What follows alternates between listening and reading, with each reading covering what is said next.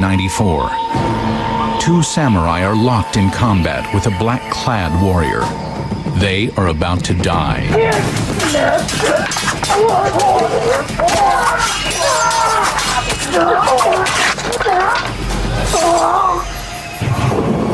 500 years ago, the ninja were Japan's most fearsome warriors.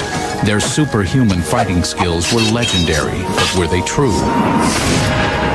How did the ninja strike fear in so many? The ninja's motto had to be kill or be killed. Yet were seen by so few.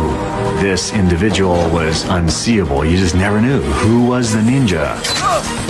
Now we will search for the origins of the ninja. Secret societies of any sort are probably the most difficult topic that any researcher could choose. Test their elite fighting skills. Can you imagine what's going through his mind? This person has grabbed a hold of his razor-sharp sword. And discover the secrets of their mystical powers. We're just catching up to what ninja have been doing for hundreds and hundreds of years. Demystifying the ninja on Unsolved History.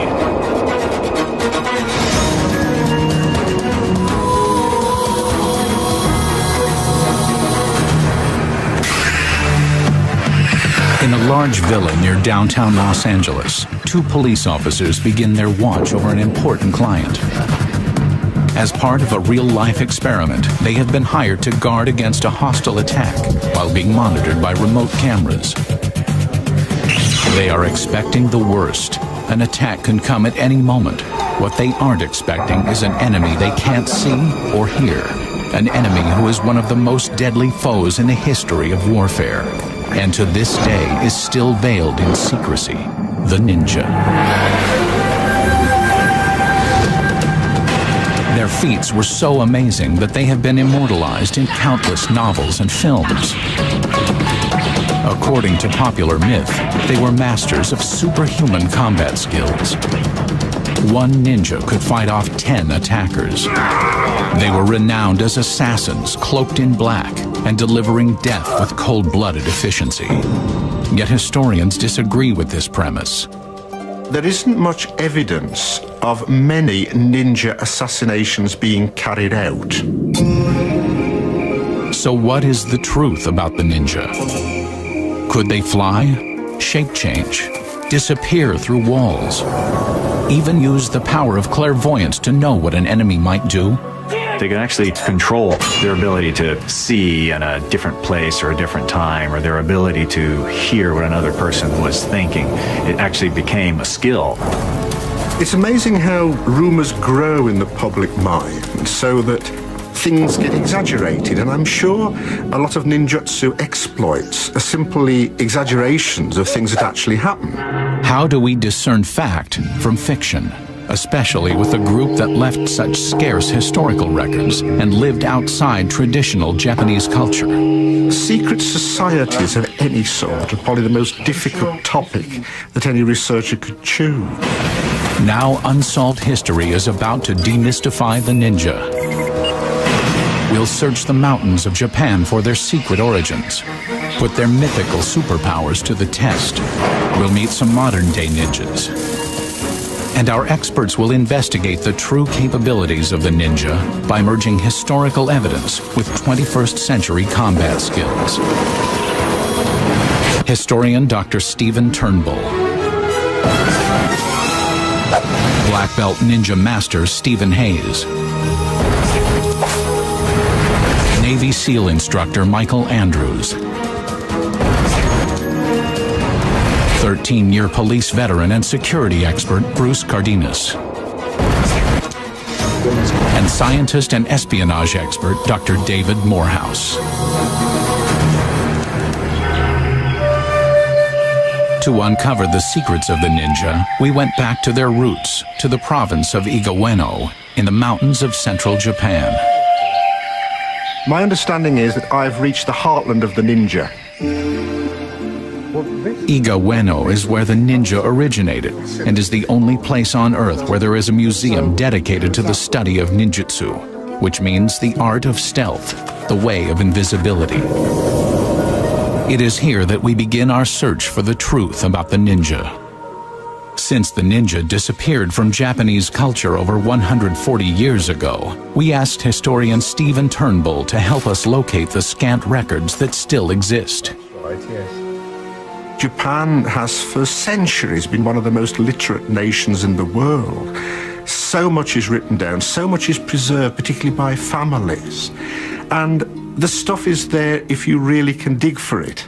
So you say Toshina was the first person to serve as a ninja in your family. Turnbull visits with Toshinobu Watanabe, who made a surprising discovery when he opened a box of family papers he found in a storage unit. But according to the documents I found, my great-grandfather was a ninja.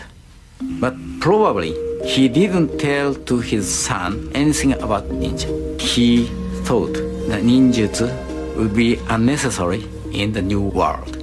Mr. Watanabe shows Dr. Turnbull a written contract in which his great-grandfather pledged to never reveal what he did for his warlord employer. I've never seen anything like that before. I didn't know they existed. The fact that the guy had to sign on the dotted line shows, I suppose, the business nature of it, which implies quite a considerable organization behind the operation. And a high level of secrecy, because a description of the covert operation is never mentioned in the contract.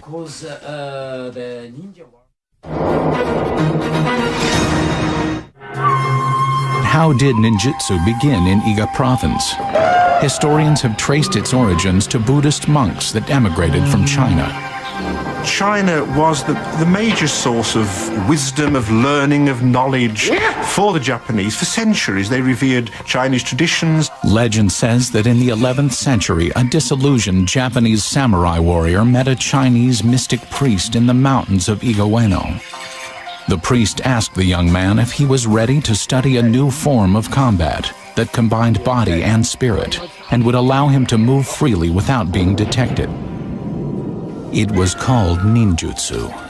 He studied with this teacher and developed this whole different view, a whole different way of looking at conflict based on the understanding of the human being as a model of how nature operates.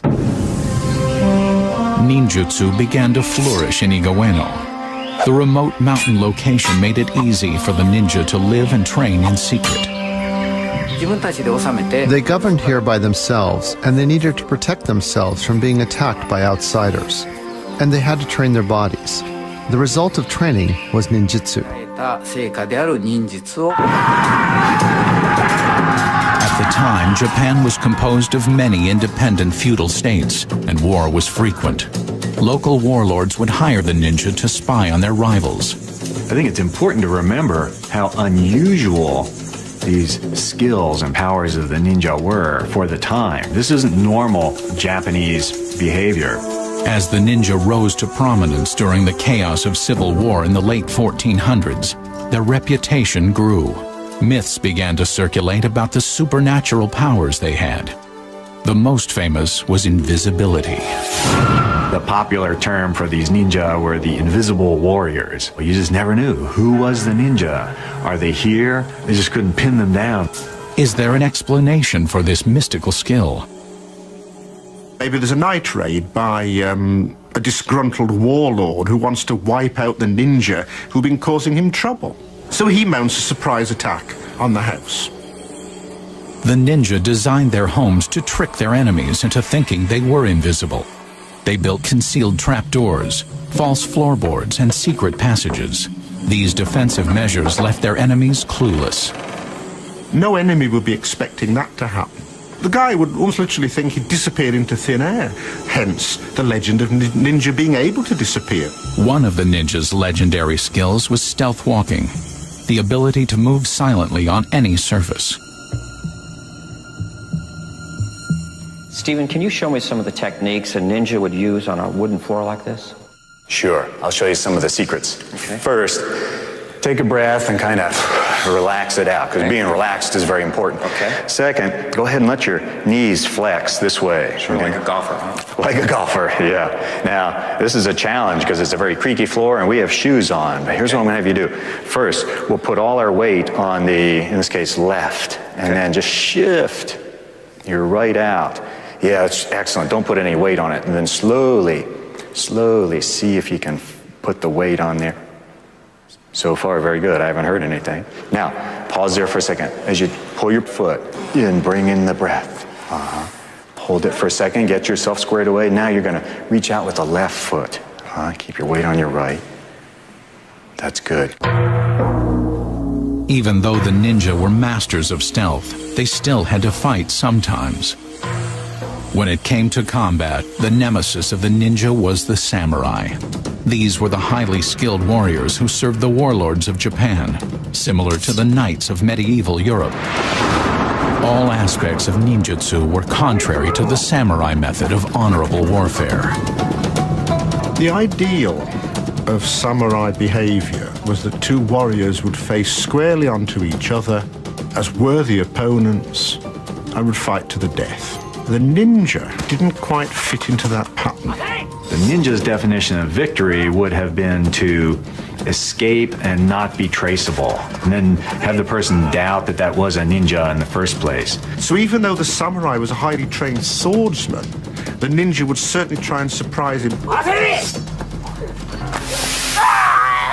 It was hardly the way to do business as far as the samurai was concerned, but it was the ninja's motto had to be kill or be killed.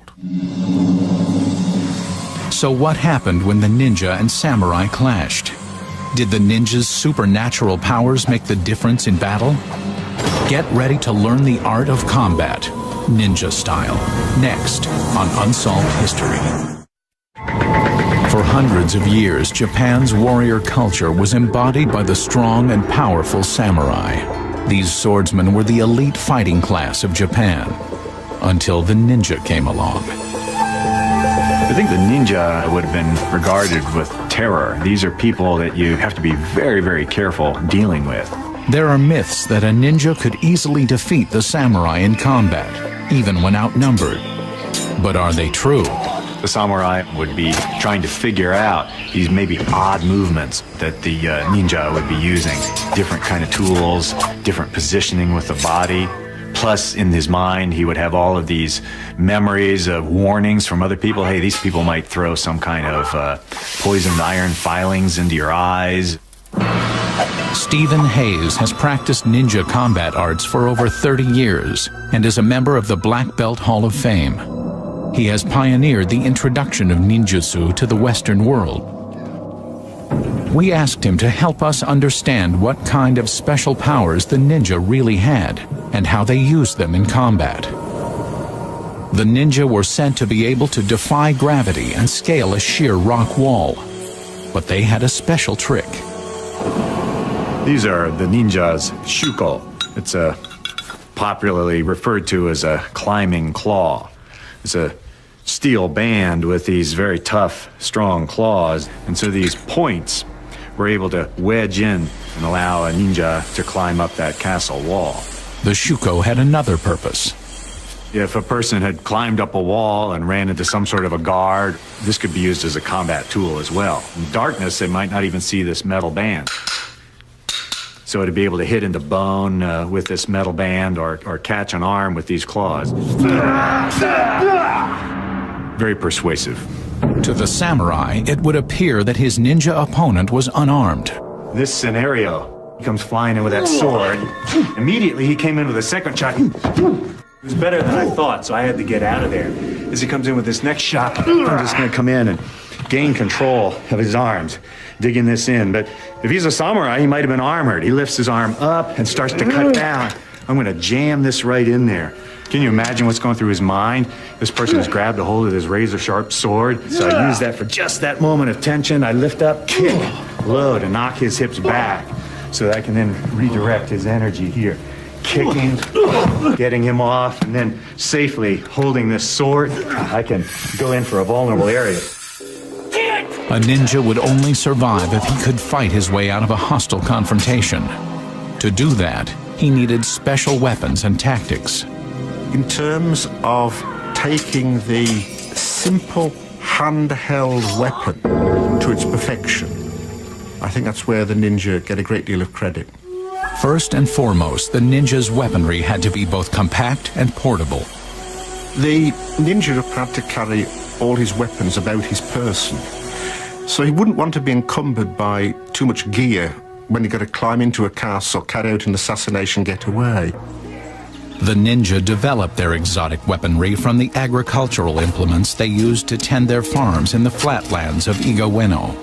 The classic example being the sickle and the chain.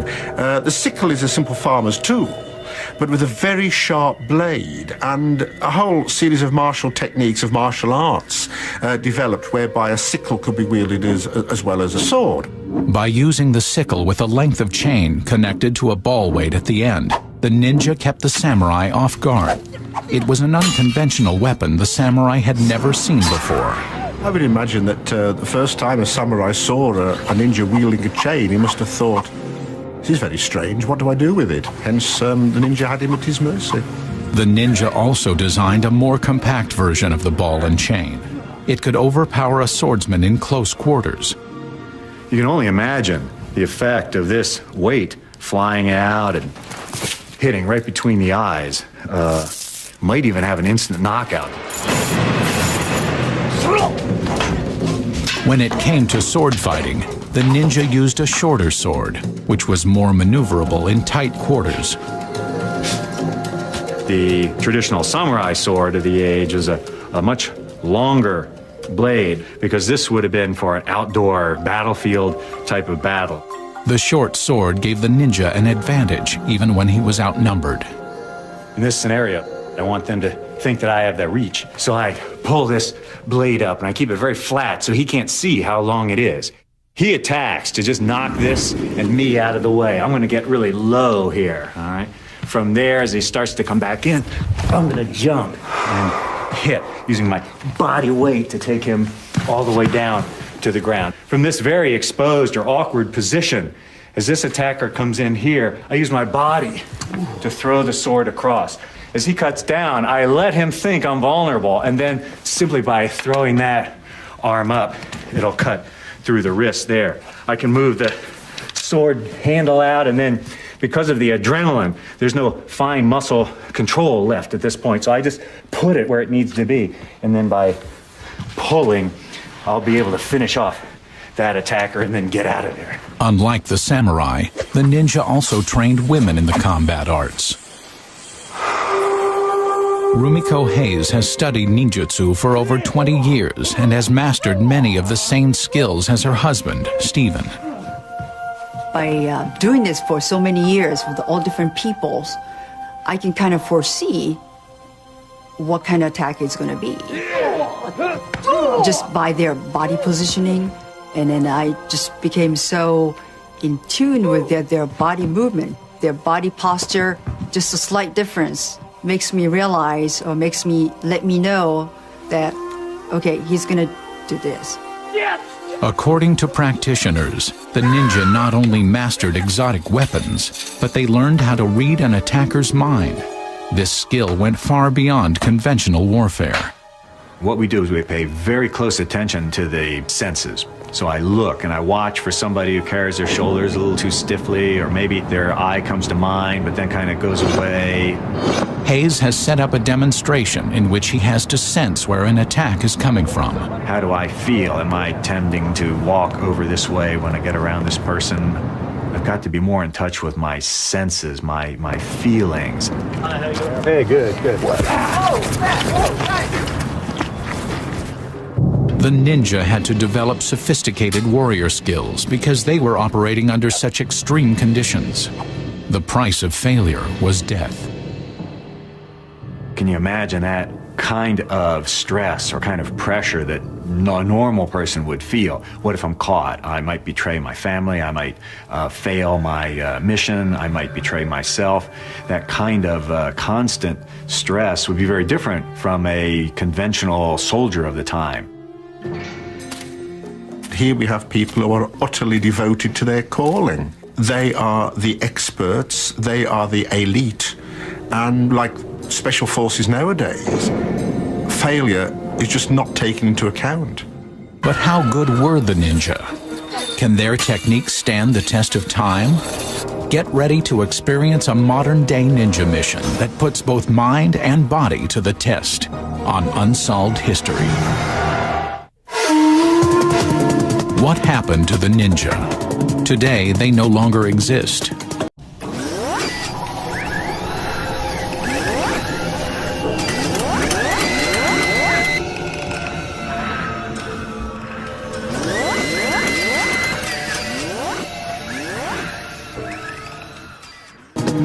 But for 400 years, they were a powerful force in Japanese society.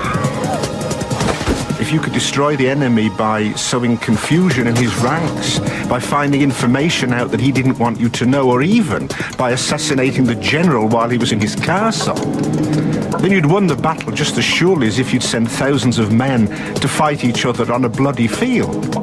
With this kind of clout, many of the Japanese shoguns dreaded the ninja and tried to destroy them. But in 1603, Ieyasu Tokugawa became shogun. He chose a radically different approach to relations with the ninja. Instead of trying to eliminate him, he offered him a job. They were told they would become noble bushi, warriors. So from then on, they would work for him and for nobody else. Absolutely brilliant. The ninja became personal bodyguards for Tokugawa. To keep their mission veiled in secrecy, they assumed the role of palace gardeners. This may seem a little surprising, but I can't think of any better disguise for a ninja than to be a gardener. So the shogun had all of these ninja constantly around his house, looking busy, cleaning up, doing things, but if anything happened, they could actually go into action to defend.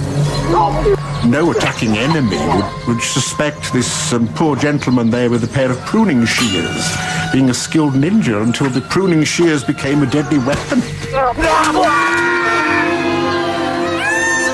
Using the ninja's vast spy network, the Tokugawa regime was able to bring peace and civil order to Japan. So Ieyasu Tokugawa was the shogun who pacified the ninja and took them out of their role as a very dangerous wild card in Japanese military political history. In 1868, Japan entered the modern age, causing huge convulsions to Japanese society. The samurai were transformed into a Western-style army, and because of domestic peace, the ninja were no longer necessary. They disappeared from the scene. Or did they? The ninja stopped operating in Japan nearly 140 years ago, yet many of their techniques are still in use today. The ninja were ahead of their time. If there's any analogy we can draw with today, to be to look at them as equivalent of special forces, of SAS, of Navy SEAL. In many ways, today's special forces look and operate the way the ninja did. But are the ninja's techniques still relevant? Could the ninja still function in today's world of high-tech espionage and state-of-the-art weaponry? Unsolved History decided to find out. We rented a villa similar to a shogun's palace and set up a safe house on the top floor. Next, we hired a security expert who has protected hundreds of celebrities and executives. Bruce Cardenas. Bruce's partner is Demetrius Connor. Both are LAPD veterans and will guard the target, a VIP inside the safe house. The test: can an intruder penetrate the safe house, get past the guards, and kill the VIP? To compare techniques, we asked Stephen Hayes and a team of Navy SEALs to attempt the mission. The leader of the Navy SEALs is Mike Andrews, a 10-year veteran who served in Desert Storm and was also an instructor. Well, in any sort of operation like this, anything is possible, but because of the repetition, as far as our practice and our skill level, we feel that we are the best trained and we will achieve our mission. To create a realistic environment, Unsolved History wired a 5-room area inside the safe house with 10 remote cameras. This will be the hot zone, where no outsiders are allowed, not even the camera crew. Before the mission can begin, Daniel briefs Bruce and Demetrius about the rules. Your mission is to defend him from any threat. You've been armed with weapons. The weapons are lasers. If either an attacker or defender is tagged by a laser, he is considered out of the mission. Now you're the target, and you'll know you've been had when they take your hat off. And that's the end of the game. Okay? Daniel walks the guards through the hot zone. There is only one entrance, which leads to a narrow hallway. He explains that anyone who enters this area should be considered hostile. Can we use any barricades or move any furniture? No, you can't move the furniture or barricade yourself in. So you look at the rooms, you decide what the advantage is. Bruce and Demetrius are told to expect a number of different attacks that could come in any form over a 10-hour period. Gentlemen, it's time for you to go into the area, and this area is now hot. Ready? Yeah. Let's go. The defenders decide to put their client in the bathroom near the back of the house. They are preparing for a gunfight, so they pick a location that offers them cover and safety. Put the toilet seat down. Okay. Downstairs, Technical Director Cole Berry monitors the defenders and asks them trivia questions. Your trivia question, Dimitri, is who is the Lucy in the Lucy spy ring? Go find the answer. Roger, stand by. The trivia quiz will require the defenders to move throughout the hot zone and find a reference book that tells them the answer. That way, they can't just sit in one spot waiting for the attack. This will simulate the daily routine that bodyguards undergo as they spend months and even years on the job. We've equipped them with helmet cameras so we can watch their every move. As the defenders get oriented inside the safe house, the SEALs begin their operation. They deploy a sniper to survey the house. He uses a tried and true ninja technique, camouflage. The art of camouflage is all about tricking the eye. The ghillie suits to break up the person's silhouette. Somebody can pick up the silhouette of a body. I mean, there's nothing else in the world that looks like it but a body. Meanwhile, the SEAL assault team prepares for the attack. Mission like this, we're going to wear dark colored outfits, masked, so that we blend in and we're stealthy and we're matching the dimly lit conditions of the target. Although the guards are performing their tasks, they are still vigilant, expecting an attack at any moment.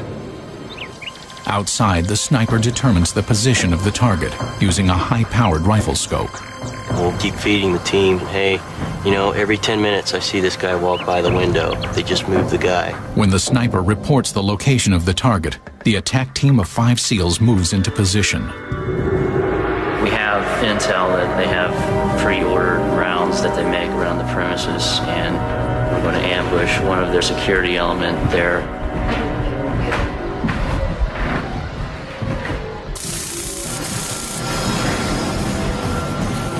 Go, we come to line.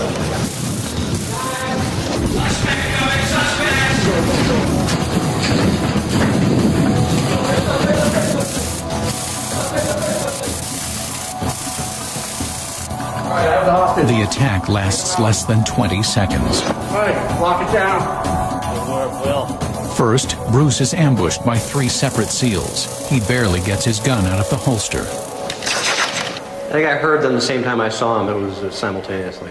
When the shooting starts, the SEALs have to be quick because, unlike Bruce, Demetrius is ready for them. I knew they had to come down this corridor here, and as they were coming, I began firing. I think I saw one of them go past. I moved over here because I knew he was going to come out through here, so I took a position here and just started firing in this manner. Demetrius's handgun is no match for the SEALs' automatic weapons. Hey man, I saw movement here to the right. I saw his gun sticking out behind the doorway, so I just stitched him right up. The SEALs made short of the guards using signs and overwhelming firepower to get to their target. But how would a ninja fare? Would he be able to get past the guards? Next on Unsolved History, a modern-day ninja attempts to penetrate the hot zone. By going in without any overt weapons actually allowed me to move right into the middle of all that danger. And we investigate the most extraordinary ninja power. They can actually control their ability to see in a different place or a different time.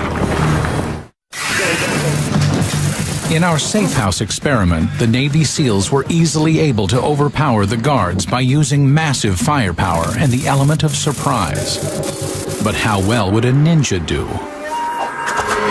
Stephen Hayes, a modern-day ninja, will attempt to use ninjutsu to accomplish the same mission: assassinate the target. After the SEAL attack, the guards, Bruce and Demetrius, decide to move their client to the other side of the safe house. They are determined not to fail a second time. But Hayes plans on using a completely different strategy than the SEALs. What I wanted to do was go in with minimum backup, little intelligence. I went in with no weapon. I had no big team to go in. Here, the myth of the ninja diverges from the reality.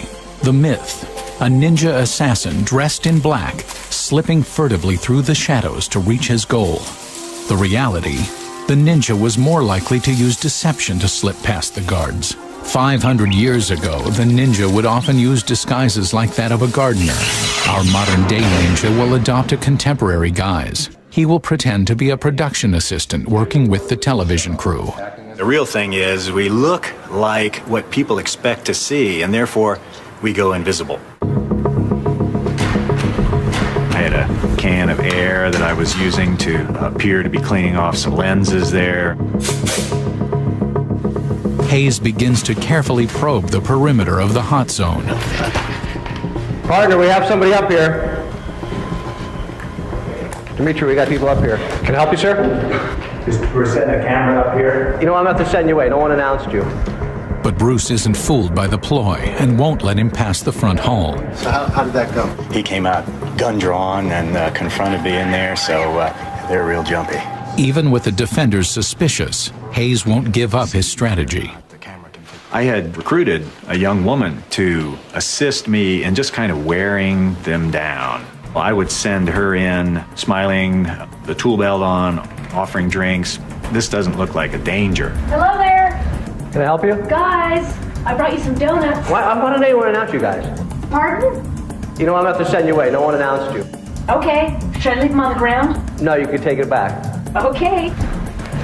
They got to see people who they knew weren't supposed to be here. We're confusing the issue. What the man? Why are they doing this? It's a booby trap, man. Get her out of here. So I used her to help wear them down. Mean if I come up here again. It's now 3:20 in the afternoon. The defenders have been in the safe house just over 3 hours. With the repetitive tasks and no apparent threat, boredom is beginning to set in. Yeah, you may have to call down. Stephen Hayes decides it's time to test the guards again. Demetrius, what's this?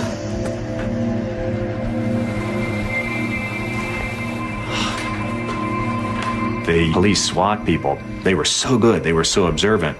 My role, in order to get through their defenses, was to be slightly bumbling, slightly frustrated. I'm this harmless person. Can I help you, sir? These foggers are clogging up our little lenses. All right. Just spraying here. I don't know why they're not announcing you. They didn't? No. Okay. You need to get out of this area. Yeah. Is it okay if I just get that one spray right there? Like 10 seconds. Backlog, go ahead. Okay.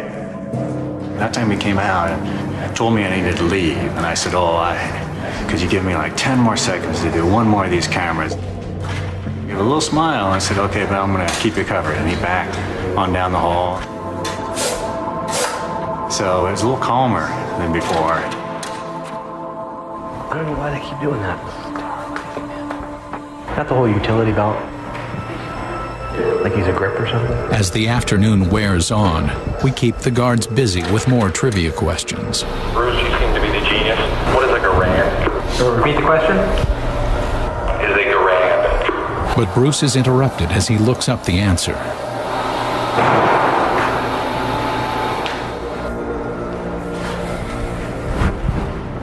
Guys, what do you get? These foggers are driving us crazy. We need to go into this wing and spray these Pelcos. This is too much smoke. So why does the fog screw up the lens? I mean, it's not a moist fog. It's got that film on there. All right, go ahead. I just acted like this kind of an individual who really had no idea how dangerous it was would have acted, and they assumed I was supposed to be there because I acted like I was supposed to be there. One officer was trying to figure out what grand was, so I grinned and I said, cover your mic. Huh? Cover your mic. Isn't that grand? All right. And he covered his mic and I said, it's a rifle. And just gave him a thumbs up. And so I gave him the answer like I was his buddy and was going to help him cheat. But the answer to that question is... Is it a long rifle? Correct. The correct answer earns Bruce's confidence, giving Hayes free rein inside the hot zone. He decides to probe closer to the target. That's the one in the window? Yeah, go ahead. I really thought they might take the protectee out and then let us go down, but he was down there.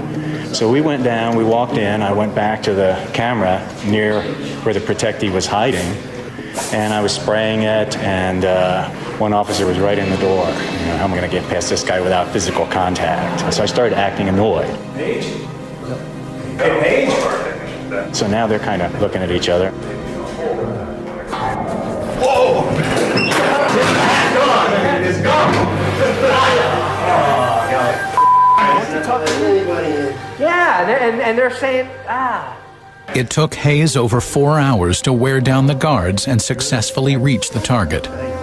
What I enjoyed about this assigned mission was it was an opportunity to really show people how the ninja would operate. By going in without any overt weapons actually allowed me to move right into the middle of all that danger. Is it okay if I just give that one spray right there? I got duped by him. I mean, it was believable that he was the maintenance guy. I screwed up. I should have held our ground, and it was a hot set, and you said there was no exceptions except for the 2 referees, so. Hayes has completed his mission. His success proves that the ninja's ancient techniques are still viable in today's high-tech world. But what about the most unbelievable skill of the ninja? Are they really capable of reading minds, or is this just a myth? Next on Unsolved History. Our tests have shown that ninja were far ahead of their time, and that their mythical superpowers are in reality a product of sophisticated weapons technology, coupled with superbly conceived training and practice. I doubt if there was any other organization on the face of the earth as efficient as the ninja for the particular skills that they had. But there is one skill that is still up for debate: clairvoyance.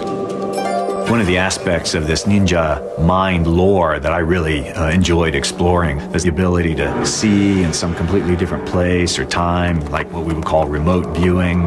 This was a very serious part of that old ninja training. Did the ninja really possess this supernatural skill? And if they did, how can we test such an unbelievable power? To answer that question, we turn to the CIA. The CIA spent 6 years developing and spending an endowment of somewhere around $50 million testing, evaluating remote viewing, and they continue to use it today. According to declassified reports, during the Cold War, the CIA used remote viewers to try to locate Russian nuclear weapons and other military targets. David Morehouse was an operational remote viewer for an Army intelligence cell that worked for the CIA. We asked Morehouse to set up a remote viewing experiment where he applied the CIA method to ninjutsu. If you're comparing remote viewers to ninja, well, the great similarity that is there certainly is this absolute knowing that there is something beyond the physical that is inherent to all of us. The ninja knows that. The same is true of a remote viewer. They come in with a fundamental core knowledge that they have this ability. On the same day we ran our safe house assault experiment, Morehouse assembled a group of remote viewers in a hotel conference room 9 miles away. So while Stephen Hayes and the Navy SEALs were attacking the target, Morehouse was running his own experiment with the remote viewers. Their task? Pinpoint the location of the target inside the safe house, and then provide a detailed physical description of both. That this target is going to be pushed or placed in a stationary location, somewhere in the structure, top or bottom. You have to find that out. Morehouse shows them only an outline of the building, so they have no idea what it looks like or who's inside. They aren't given photographs of the site. They're not allowed to walk on the site. We don't tell them about what really is happening there. We keep it very narrow in its focus, and we give them an opportunity to go into an altered state of consciousness, and they begin to extract data. The remote viewers begin by blocking out all external stimuli. The experiment must take place during the Ninja and SEAL attacks, so the target will experience real fears and emotions. According to Morehouse, the biological activity in the target's brain can be picked up by the viewers. The target is putting off an electrochemical response. It's putting off a frequency response. Its thoughts, the actions and motions of its body, the physiology of the body, everything there is producing a waveform expression of what is taking place. And these individuals are able to detect and decode that data, sketching it and capturing verbally what they are perceiving. After 3 hours, the remote viewers end their session and record their findings. Then they go to the safe house to see how close they came to locating the target. Here's the fence. Lots of sense. Oh my goodness. Well, I'm really satisfied with what they've done. The larger majority of the remote viewers, 10 out of 11, indicate that it's on the top floor. When we evaluated the results, 5 out of the 11 viewers came within 15 yards of hitting the target, while 1 was spot on. The viewers were only 50% successful in locating the target, yet there were other more compelling results. 100% of them indicated that it was a male target. Most all of them, probably 3/4 of them, indicated that it was a target with dark hair. Over 50% of them indicated that the target had some form of facial hair, either a beard or a mustache. The viewers also did a number of sketches, which remarkably depict some of the features of the safe house. Here you have the sketches, and it's shown in 1, 2, 3 pillars. There are 2 pillars there, and then it kind of disappears here, but you can see they're the same. Then you have this crisscross grate, and then there's the crisscross grates there. The viewers were able to capture such details as a wrought iron entryway with chain link above it, ornate tile patterns, high curved ceilings, and a large curved staircase, all without ever having seen the house. This phenomenon seems to fly in the face of conventional science. Can there be a rational explanation? I've had an opportunity to take part in some of the modern day experiments or tests in remote viewing. And I found that the people who are most well known tend to do the same thing that was taught in those old ninja methods. I personally don't think they had any form of sixth sense whatsoever, because I don't think it exists. The notion that the ninja had particular psychic powers was one of the myths that they encouraged to make people more frightened of them. So what is the truth about these powers? Are they myth or reality? While some of the mystical powers of the ninja can't be explained, our tests have shown that these invisible warriors were far ahead of their time. They achieved their supernatural skills by blending the mysticism of Far Eastern religion with practical training and sophisticated weapons technology. No matter if one believes the myth or the reality, it is still a very powerful mix. The greatest warriors have not been the most brawny. They have been the most cunning, the most aware, the most capable of thinking and being in the battlefield. The ninja may no longer exist, but their warrior skills live on.